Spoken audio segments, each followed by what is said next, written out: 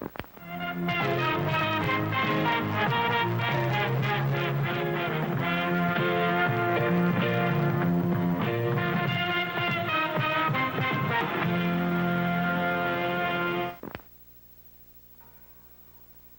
everybody, Joe here, Travis is here. and this is Candid Candid at the Movies. This time we're going to do a hot take on film, Yes.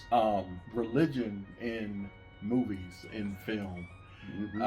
And we're going to use the example of 2 or 3 different movies, depending on how this breakdown happens. This is not scripted. Nope, we're We doing have this no off the idea what wing. we're going to say. Yeah, it's gonna be Um, sensitive to some people because this is Yeah. one of those subjects a lot of people don't want to talk about. But we're gonna do it. We're going to talk about it. Oh, We're going to yes. talk about it. So a little background for yourself as the reason why you wanted to talk about this, Trav.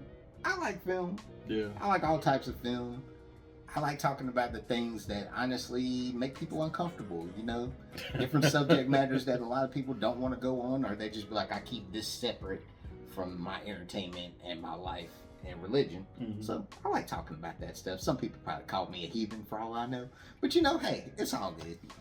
I mean, even if they did, they ain't got no heaven or hell to put you in anyway. Exactly. So, in fact, recently I had somebody tell me that I was going to hell for being in a fraternity. Yeah, and I literally laughed because one, it was ignorant. What they were Yeah. talking about, like it was so surface level that it wasn't even worth really even talking about. But since I cared about this person, I just was like, yo, like, you don't have the keys to death, hell, and the grave. Yeah. So there's no place you can send me Exactly. based on your personal feelings.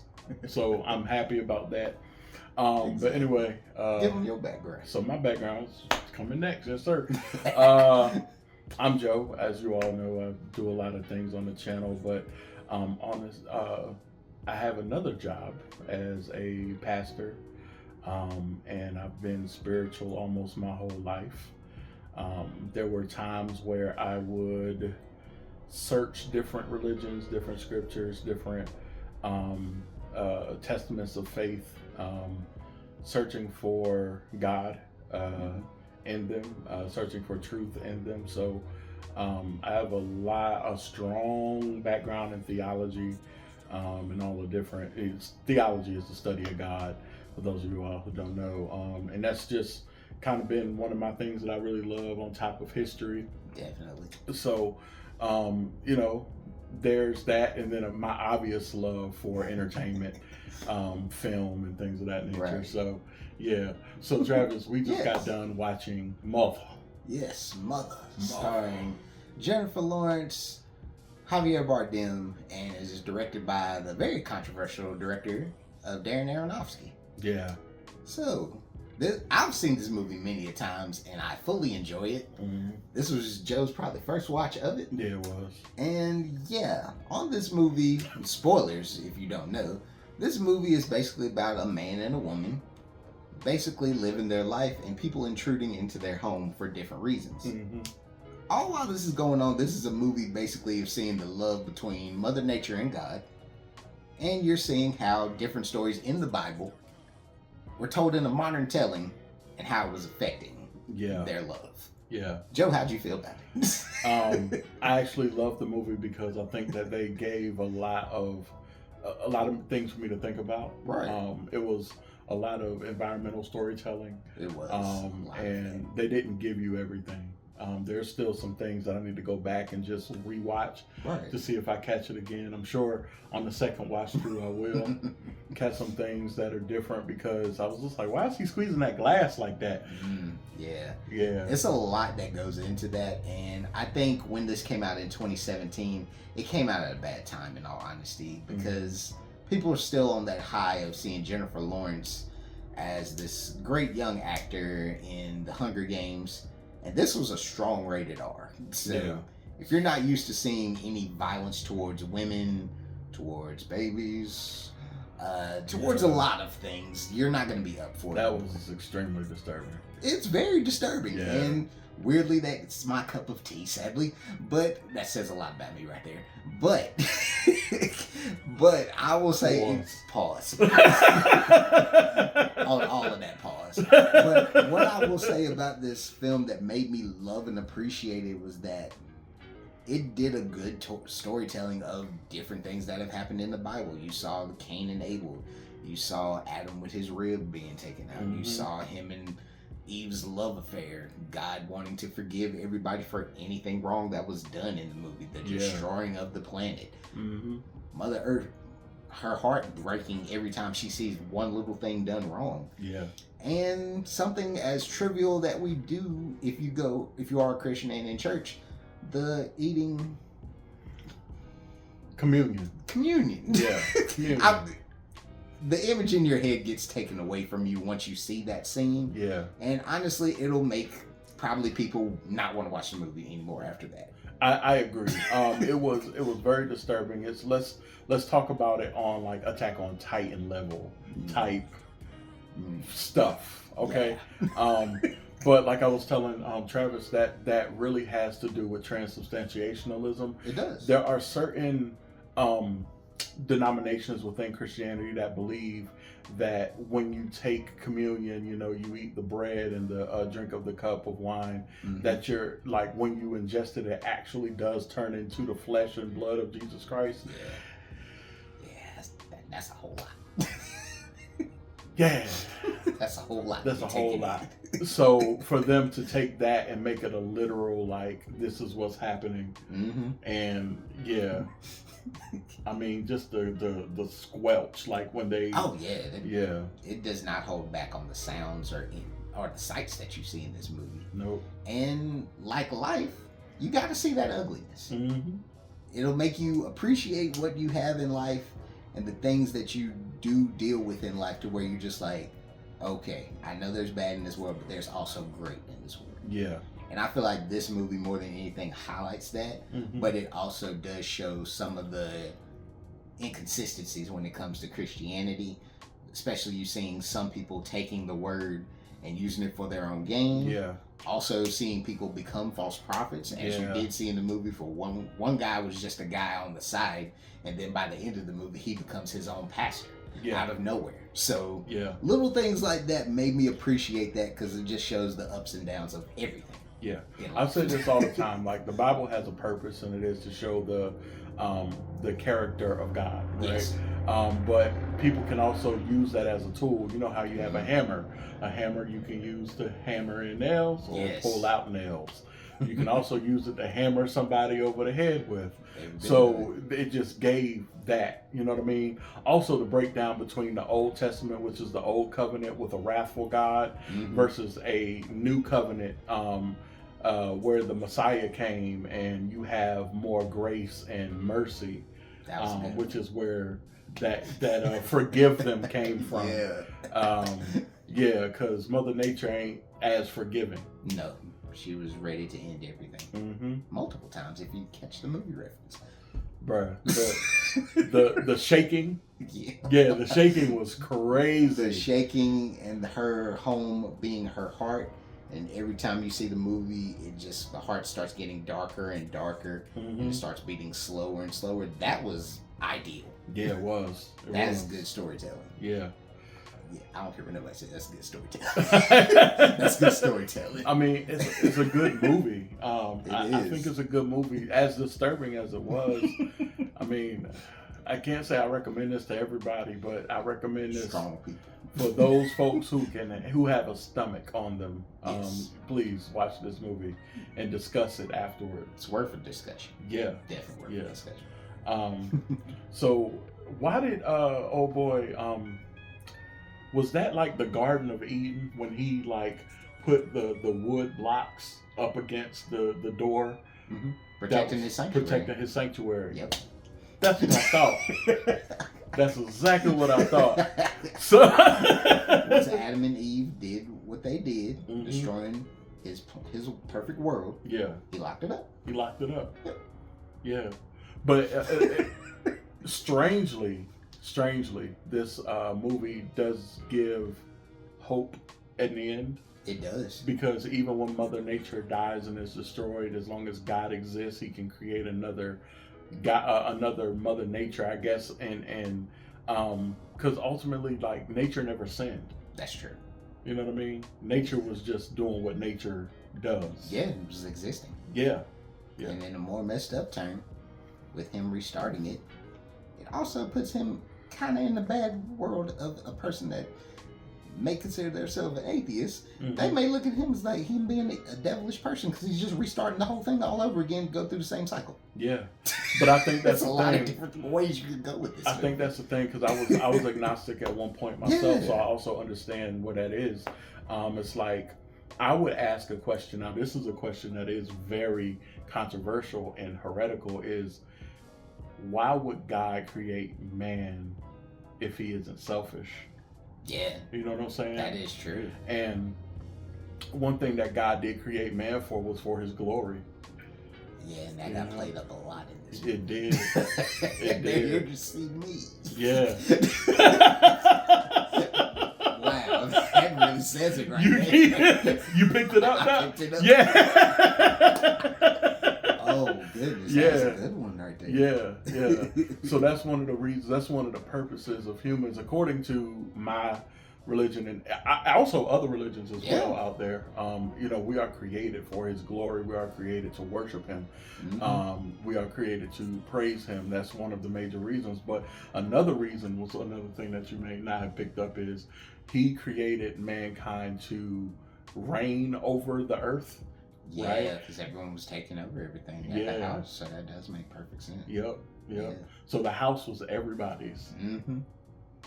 Mother Nature was sitting back, why are you in my house? Yep. Why are you taking this? Why are you taking that? Uh-huh. Yeah. Well, he said it's everybody's house. And he did. Yeah. So that just, because you'll see certain humans will manage the earth well and others won't. They'll destroy it. Yeah. With the quickness. Right. And Which is twice. Right. Which is where we get people blaming God for things that clearly man did. Yeah. Yeah. It's not God's fault. Man, okay, so I think the thing that we a lot of people misunderstand is like we're the only animal, quote unquote animal, that God created that has free will. Yeah. Right? So we can go against our nature and do things that are opposite of what it is that we, would naturally and instinctually do. Right. So that's the reason why there's so much crap happening on Earth. It is, though. People get greedy. Mm-hmm. People start to feel like they're better than other people and start taking over other people's lands and stealing their cultures and natural resources and things like that. And then years down the line, you wonder why there's deforestation and there's deserts in places where there were rainforests and why like hurricanes are getting stronger. And it's because we decided as a human race to mess stuff up. Yeah. And people are like, why God? It's like victim blaming. That's all it is. There are plenty of places in the Bible where God says it's your choice as to whether or not I'm here for you or you are accursed. Exactly. Yeah. Yes, and we're gonna get off of that movie because that's a whole nother hour conversation. It's so much. It was so rich, which is why I loved it, man. For real. And Joe, what was your second movie that you wanted to talk about? It's not really a movie, it's a series. It's one of my favorite series. What's that? You know what that is. What it is? Star Wars. They weren't expecting that one. Yeah. So Star Wars, I'll give y'all, for those of y'all who don't really understand what Star Wars is, it is a space opera. Yeah,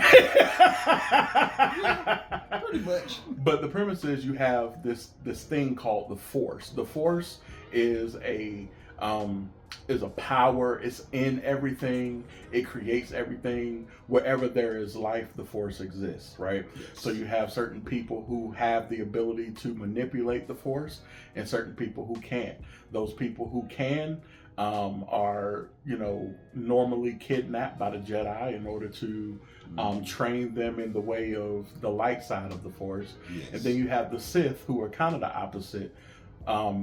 There's more Force cults than that. There's all types of witches and stuff that look at the Force in a different religious way than that. But for the majority of the storyline, we have the Jedi and the Sith. Yep, the main two, good and bad. Yeah, well, the Jedi ain't good. Nope, it just depends on what side of good you want to be on. Yeah. Because the Force is like, whether you think about the light side or the dark side, the Force is just the Force. Yeah. You know what I mean? It's not evil. It's not bad. It's like yin and yang, and that type of thing. But the thing that I love about the Force is that it's just like how I believe God is. Right. Like God is in everything. God is everywhere. He's omniscient, omnipresent, all-knowing. Like, and so that's what the Force is like in the Star Wars universe. Yeah. And that's a good way of putting it like that, because with religion and the Force, everyone takes it at a different way. You'll see some people, like we stated earlier, maneuver it to be their own thing. Some people will use it towards getting higher into a politic type of game. Yeah. Some people will use it just to be like, hey, I need to get this one bad thing done. I'm going to use it just for that. Just for that, yeah. And it's really one of those things that makes you think about it. And weirdly enough, you'll have people that'll be just like, I don't get it. It's very simple. Yeah. It's a very simple thing. It's just like Joe said, a space opera. Yeah. That's the only differential, good versus evil per usual. Yeah. And nothing really changes. You just see different ideologies for every certain type of person, every certain type of religion. Well, not even religion, species. Yeah. Every species you see has a different take on it. Right. And you see how somebody evolves to it. And even on planets in Star Wars, they have different thought comparisons just on any bit of the Force. Yeah. And it's really telling. It is. Like you stated, it's very telling for just anybody. Like, for example, the reason why I say like the Jedi aren't necessarily the good side, even though they stay on the light, so you would like to equate light with good, right? But what happens is they take that, and the council, the Jedi Council, they end up devolving all the time into politics. They do. And serving democracy over serving the Force. Right. And as soon as you see message like, let's talk about, we could talk about Christianity, like Christian nationalism. Yeah. Right? So they have God. I believe that they are Christians and that they have God. But what they ended up doing was adding in democracy and God and country over everything. And once you start adding in country with God, it becomes idolatrous and not necessarily what you originally started off with. Yeah, and then people kind of just like want to overlook the fact of what it originally was. Yeah. People just be like, hey, this is what it is now. This is what we need to focus on, instead of being like, hey, how did we get here? Yeah, yeah. And it's sad to say that. And they become so strict. Yeah.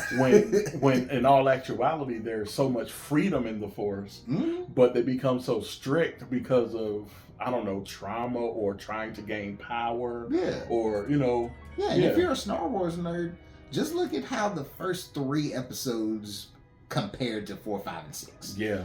Yeah. 1, 2, and 3 is just Law and Order space version. It is. That's all it is. And basically with 4, 5, and 6, you're starting to see the free will come back because the Jedi pretty much just got destroyed. Yeah. And you're seeing how everybody's just like, hey, I'm doing my own thing. We go back and find Yoda, gives us some more guidance on how everything originally was. Get down, do you?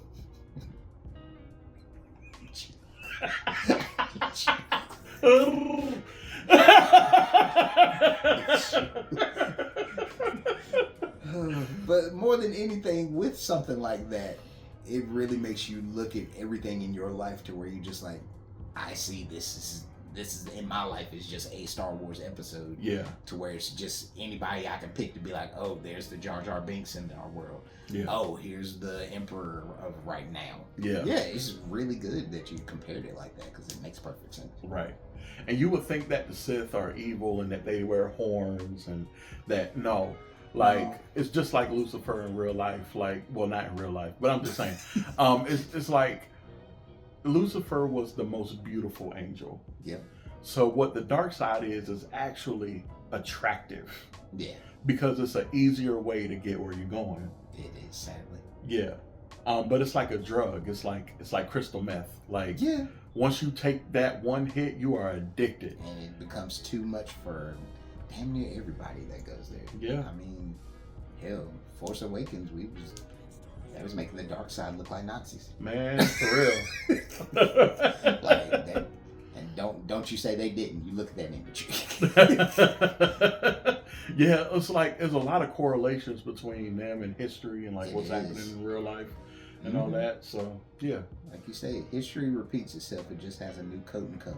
Yep, sure does. And if you study history like myself, I predicted the last presidency, and not because of what I wanted, but because of what I saw happen due to Reconstruction in this country. Yeah, it happens. It happens. It happens. So it happens. That's a whole nother hot take on film about political. We'll save that for another day. Right. And it's not saying like I'm a prophet, but I pay attention.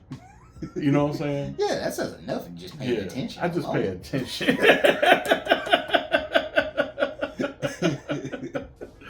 But yeah, that's why I love Star Wars. So for y'all who don't understand this nerdy crap and why I would be into sci-fi and laser swords and stuff, that's actually why. It's because the storytelling is crazy good.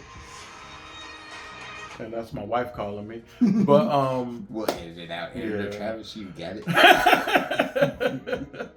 So what was the third one that we wanted to talk about? I can't remember. Yeah, I'm bad at remembering the last of anything that I think about.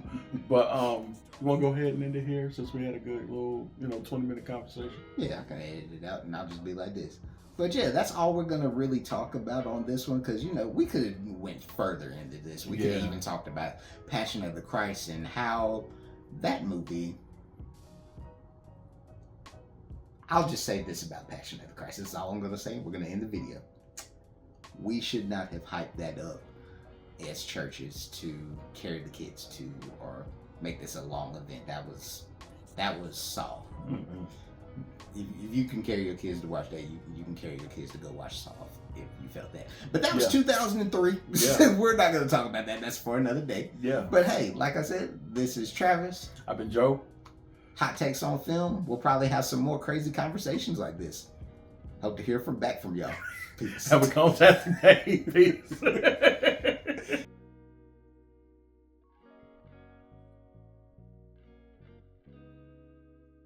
BeatStars.com